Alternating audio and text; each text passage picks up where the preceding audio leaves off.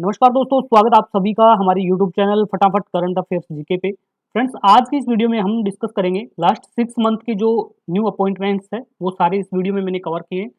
तो वो आज इस वीडियो में हम डिस्कस करने वाले हैं। तो प्लीज़ आप वीडियो के साथ अंत तक जरूर बने रहिए। और अगर आपने मेरे चैनल को अभी तक सब्सक्राइब नहीं किया तो प्लीज़ चैनल को फटाफट सब्सक्राइब कर लीजिए। तो आज का वीडियो हम स्टार्ट करते हैं। आज का हमारा पहला नंबर क्वेश्चन है,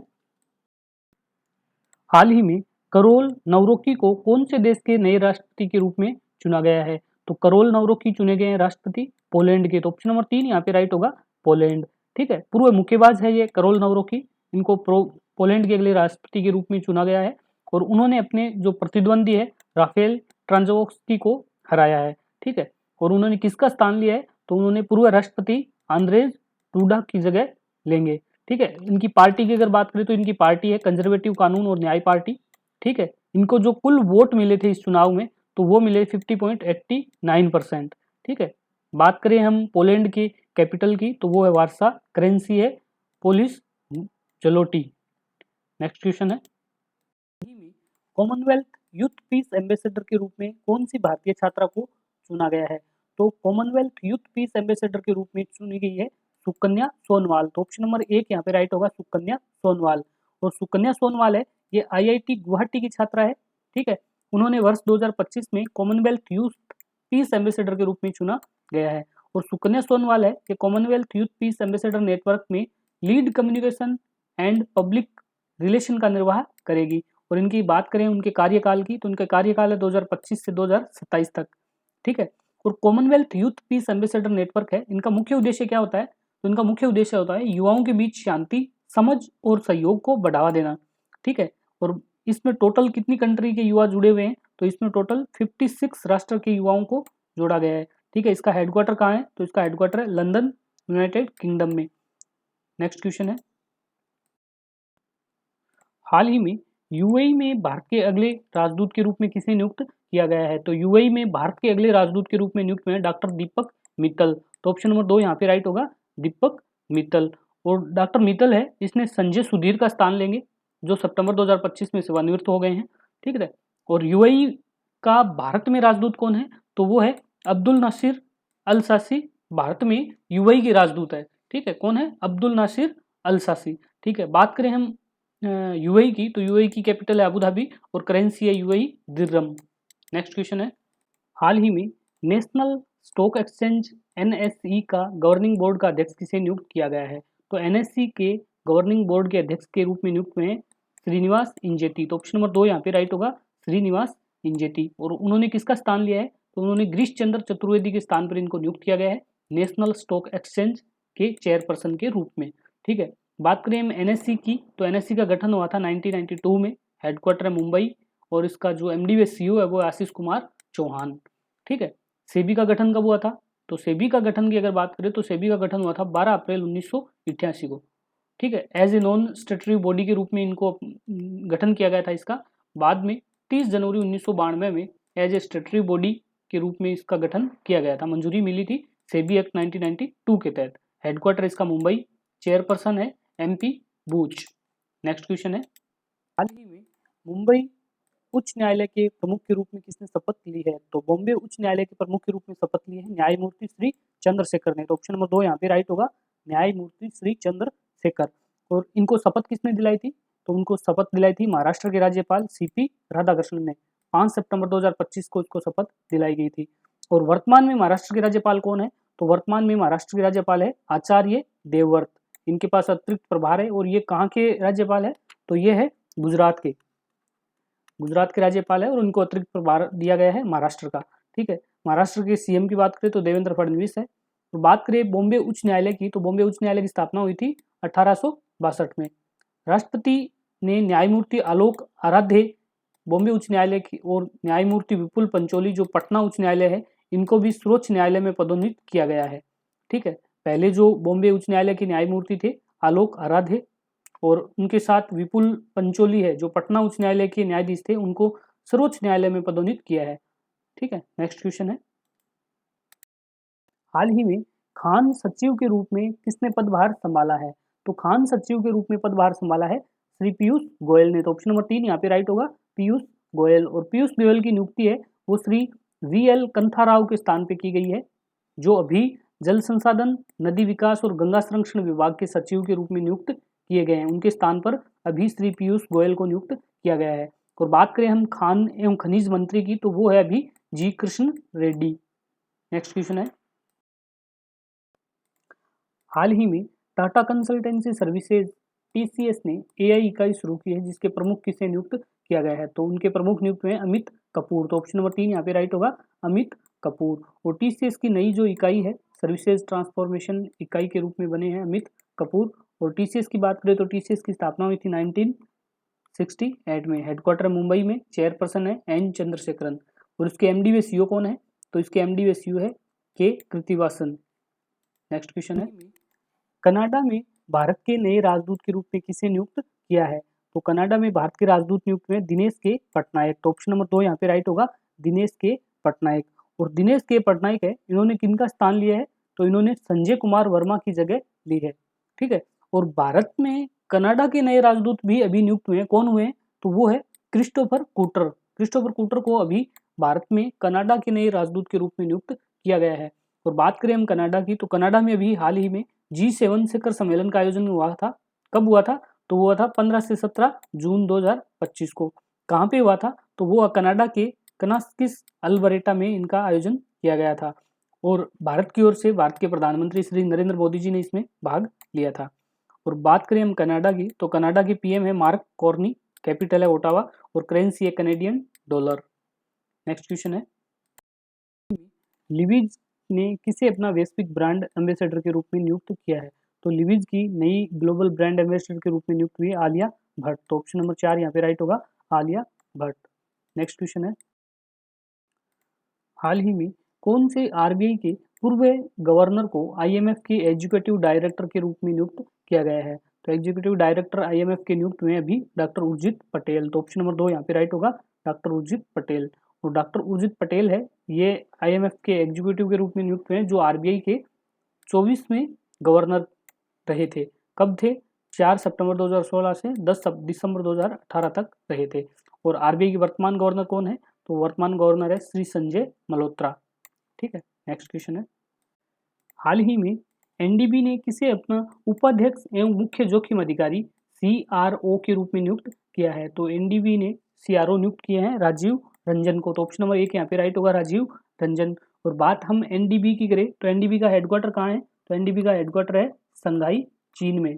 ठीक है। स्थापना कब हुई थी? तो इसकी स्थापना हुई थी जुलाई 2014 में। ठीक है। और इसके जो फर्स्ट प्रेसिडेंट थे वो कौन थे? तो वो थे केवी कामत। केवी कामत है, वो फर्स्ट प्रेसिडेंट के रूप में इनके कार्य किया था। और एनडीबी की स्थापना किसके द्वारा की गई थी? तो एनडीबी की स्थापना हुई थी, ब्रिक्स देशों ने मिलकर इसकी स्थापना की थी। ब्रिक्स में कौन कौन से देश है? तो ब्रिक्स में ब्राजील, रशिया, इंडिया, चाइना और साउथ अफ्रीका। साउथ अफ्रीका कब ब्रिक्स में शामिल हुआ था? तो हुआ तो 2010 में। ठीक है। बात करें प्रेसिडेंट, जो एनडीबी का प्रेसिडेंट है उसकी, तो वो है दलाइमा वसना रूसेफ। कहाँ से है ये है ब्राजील से। नेक्स्ट क्वेश्चन है, हाल ही में वित्तीय सलाहकार रक्षा सेवा का पदभार किसने ग्रहण किया है? तो रक्षा सेवा में वित्तीय सलाहकार के रूप में पदभार ग्रहण किया है डॉक्टर मयंक शर्मा ने। तो ऑप्शन नंबर 1 यहाँ पे राइट होगा, मयंक शर्मा। कब स्थान ग्रहण किया था? तो इनको अपॉइंट किया गया है 1 अगस्त 2025 को। ठीक है। नेक्स्ट क्वेश्चन है, हाल ही में उपराष्ट्रपति पद के चुनाव में श्री सीपी राधाकृष्णन ने किसे हराकर अपने उपराष्ट्रपति पद की शपथ ग्रहण की है? तो उन्होंने अपने विपक्षी नेता बी सुदर्शन रेड्डी को हराया है। तो ऑप्शन नंबर 3 यहाँ पे राइट होगा, बी सुदर्शन रेड्डी। और सीपी राधाकृष्णन ने 12 सितंबर 2025 को उपराष्ट्रपति पद की शपथ ग्रहण की है। और उन्होंने 9 सितंबर को हुए चुनाव में अपने विपक्षी उम्मीदवार बी सुदर्शन रेड्डी को 152 मतों से हराया था। और इससे पूर्व जो हमारे उपराष्ट्रपति थे, तो वो उनका नाम था जगदीश जी धनखड़, जिन्होंने इस्तीफा दे दिया था। और सीपी राधाकृष्णन ने इससे पहले कहाँ नियुक्त किए हुए थे? तो वो महाराष्ट्र के गवर्नर के रूप में कार्यरत थे। नेक्स्ट क्वेश्चन है, भारतीय नौसेना के 47वें उप नौसेना प्रमुख के रूप में किसे नियुक्त किया गया है? तो वो नियुक्त किया है वाइस एडमिरल संजय वात्स्यायन को। तो ऑप्शन नंबर 2 यहाँ पे राइट होगा, वाइस एडमिरल संजय वात्स्यायन। ये 47वें नंबर के भारतीय नौसेना के प्रमुख के रूप में नियुक्त हुए हैं। ठीक है। और भारतीय वायुसेना प्रमुख एडमिरल कौन है, वो है दिनेश कुमार त्रिपाठी, ठीक है। और इन्होंने अपने पदभार का ग्रहण किया है, तो वो किया है 1 अगस्त 2025 को। नेक्स्ट क्वेश्चन है, हाल ही में अखिल भारतीय आयुर्वेदिक संस्थान AIIA के रूप में निर्देशक के रूप में किसे नियुक्त किया गया है, तो AIIA के निर्देशक के रूप में नियुक्त हुए डॉक्टर प्रदीप कुमार प्रजापति। तो ऑप्शन नंबर 3 यहाँ पे राइट होगा, डॉक्टर प्रदीप कुमार प्रजापति। और उनको किनके स्थान पे नियुक्त किया गया है, तो उन्होंने डॉक्टर सुजाता कदम का स्थान लिया है, ठीक है, जो 1 नवंबर 2024 से इस पोस्ट पे कार्यरत थे, ठीक है। और बात करें हम AIIA की स्थापना कब हुई थी, तो इनकी स्थापना हुई थी 2017 में, और हेडक्वार्टर इसका नई दिल्ली में इसका हेडक्वार्टर है। और डॉक्टर प्रदीप कुमार प्रजापत है, इनको अगले 5 साल के लिए इनके इस पोस्ट पे नियुक्त किया गया है, ठीक है। नेक्स्ट क्वेश्चन है, हाल ही में स्केचर्स ने किसे अपना ब्रांड एम्बेसडर बनाया है, तो स्केचर्स ने भारत में मोहम्मद सिराज को अपना ब्रांड एम्बेसडर के रूप में नियुक्त किया गया है। तो ऑप्शन नंबर 2 यहाँ पे राइट होगा, मोहम्मद सिराज। स्केचर्स ने मोहम्मद सिराज को ब्रांड एम्बेसडर बनाया है। भारत में तेजी से बढ़ते क्रिकेट फुटवियर बाजार में अपनी पकड़ को मजबूत करने के लिए वैश्विक स्पोर्ट्स वियर ब्रांड स्केचर्स ने भारतीय तेज गेंदबाज मोहम्मद सिराज को अपना ब्रांड एम्बेसडर नियुक्त किया है। नेक्स्ट क्वेश्चन है, हाल ही में महालेखा नियंत्रक CGA का पदभार किसने संभाला है, तो CGA का पदभार संभाला है TCA कल्याणी ने। तो ऑप्शन नंबर 4 यहाँ पे राइट होगा, TCA कल्याणी, ठीक है। TCA कल्याणी है, इन्होंने किसका स्थान लिया है, तो इन्होंने भावनालाल का स्थान लिया है, ठीक है। और इस बार TCA कल्याणी है, ये 28वीं भारत की CGA नियुक्त की गई है। अभी हम बात करते हैं महालेखा नियंत्रक CGA के बारे में। तो CGA की स्थापना कब हुई थी, इसकी स्थापना हुई थी 1976 में, ठीक है। और यह पद है, यह वित्त मंत्रालय के व्यय विभाग के अंतर्गत आता है। CGA भारत सरकार का मुख्य लेखा सलाहकार भी होता है, ठीक है। बात करें हम CGA की, तो इनका जो काम है, ये पूरे देश में फैली सरकारी विभागों की सभी भुगतान और प्राप्ति का लेखा जोखा रखता है, ठीक है। लेखा नीतियों का निर्माण और क्रियान्वयन करता है, वित्तीय रिपोर्टिंग करता है, और पे एंड अकाउंट ऑफिस की भी निगरानी इसके द्वारा रखी जाती है। और जो भी सार्वजनिक वित्त प्रबंधन प्रणाली है, इन सब का कामकाज है, ये CGA के अंडर में आता है। नेक्स्ट क्वेश्चन है, हाल ही में भारत सरकार ने जुलाई 2025 में भारतीय जीवन बीमा LIC का नया MD व CEO के रूप में किसे नियुक्त किया है, तो LIC के नए MD व CEO के रूप में नियुक्त हुए R दोरा स्वामी। तो ऑप्शन नंबर 3 यहाँ पे राइट होगा, R दोरा स्वामी। और इनकी ये नियुक्ति है, ये 15 जुलाई 2025 को की गई है LIC के नए MD व CEO के रूप में। इनका कार्यकाल कब तक रहेगा, तो इनका कार्यकाल है, ये 28 अगस्त 2028 तक इनका कार्यकाल रहने वाला है, ठीक है। और इनका चयन प्रक्रिया क्या है, तो इनका जो चयन है वो वित्तीय सेवा संस्था ब्यूरो के द्वारा सिफारिश की जाती है, और उनकी मंजूरी मिलती है मंत्रिमंडलीय नियुक्ति समिति की तरफ से, ACC की तरफ से इनको मंजूरी मिलती है, तब जाके इनका चयन होता है। और उन्होंने सतपाल भानु का स्थान लिया है, ठीक है। इस पोस्ट पे पहले सतपाल भानु थे, उनके स्थान पर अभी R दोरा स्वामी को नियुक्त किया गया है, जिनके पास LIC में 38 ईयर्स से अधिक का अनुभव है। नेक्स्ट क्वेश्चन है, हाल ही में उपराष्ट्रपति राधाकृष्णन के सचिव के रूप में किसे नियुक्त किया गया है, तो उपराष्ट्रपति राधाकृष्णन जी के सचिव के रूप में नियुक्त हुए हैं अमित खरे। तो ऑप्शन नंबर 2 यहाँ पे राइट होगा, अमित खरे। और एक तो उपराष्ट्रपति जी के सचिव है और एक निजी सचिव है, तो निजी सचिव के रूप में किसे नियुक्त किया गया है, तो वो है चंद्रशेखर एस को। ये दोनों में फर्क है, एक है निजी सचिव और एक है सचिव। तो सचिव के रूप में नियुक्त हुए हैं अमित खरे, और निजी सचिव के रूप में हुए हैं चंद्रशेखर एस। और इनका कार्यकाल कितने साल का है, तो इनके कार्यकाल है 3 साल का, ठीक है। नेक्स्ट क्वेश्चन है, जम्मू कश्मीर बैंक का नया नॉन एजुकेटिव चेयरमैन कौन बना है, तो JNK बैंक का नया नॉन एजुकेटिव चेयरमैन के रूप में नियुक्त हुए हैं S कृष्णन। तो ऑप्शन नंबर 1 यहाँ पे राइट होगा, S कृष्णन। और S कृष्णन की नियुक्ति है RBI रिजर्व बैंक की मंजूरी के बाद की गई है, ठीक है। और जम्मू कश्मीर बैंक ने इनकी नियुक्ति कब की थी, तो इनकी नियुक्ति की है 25 अगस्त 2025 को, ठीक है। और इनका कार्यकाल रहेगा 26 मार्च 2028 तक, ठीक है। और इसका हेडक्वार्टर है श्रीनगर, जम्मू कश्मीर। नेक्स्ट क्वेश्चन है, हाल ही में भारत के राष्ट्रपति की पहली महिला नौसेना ADC कौन बनी है, तो राष्ट्रपति की पहली महिला नौसेना ADC के रूप में नियुक्त हुए हैं लेफ्टिनेंट कमांडर यशस्वी सोलंकी। ऑप्शन नंबर 4 यहाँ पे राइट होगा, लेफ्टिनेंट कमांडर यशस्वी सोलंकी। और बात करें हम ADC की, तो ADC का मुख्य काम क्या होता है, तो इनका मुख्य काम होता है राष्ट्रपति की सहायता करना, सैन्य मामलों में सहयोग प्रदान करना। और राष्ट्रपति के कुल 5 ADC होते हैं, ठीक है, कुल 5 ADC होते हैं, जिसमें कुछ अनुपात में इनको डिवाइड किया गया है तीनों सेनाओं में, इसमें 3 थल सेना के होते हैं, एक वायुसेना और एक नौसेना के एडीसी के रूप में नियुक्त किया जाता है। और राष्ट्रपति है, ये तीनों भारतीय वायुसेना, थल सेना और नौसेना के तीनों सेनाओं के प्रमुख सर्वोच्च कमांडर राष्ट्रपति होता है। नेक्स्ट क्वेश्चन है, हाल ही में केंद्र सरकार ने भारत का नया उपराष्ट्रीय सुरक्षा सलाहकार किसे नियुक्त किया है? तो केंद्र सरकार ने भारत का नया उपराष्ट्रीय सुरक्षा सलाहकार के रूप में नियुक्त किया है अनीस दयाल सिंह को। तो ऑप्शन नंबर 3 यहाँ पे राइट होगा, अनीस दयाल सिंह। और अनीस दयाल सिंह है, इससे पहले केंद्रीय रिजर्व पुलिस बल सीआरपीएफ के महानिर्देशक के पद पर कार्यरत थे। ठीक है। और उपराष्ट्रीय सुरक्षा सलाहकार है, यह राष्ट्रीय सुरक्षा सलाहकार को हमेशा रिपोर्ट करता है। और हमारे भारत के राष्ट्रीय सुरक्षा सलाहकार कौन है? तो वो है अजीत डोभाल। ठीक है। और एनएसए की बात करें तो एनएसए का पद भारत में 1998 में अटल बिहारी वाजपेयी सरकार के दौरान स्टार्ट किया गया था।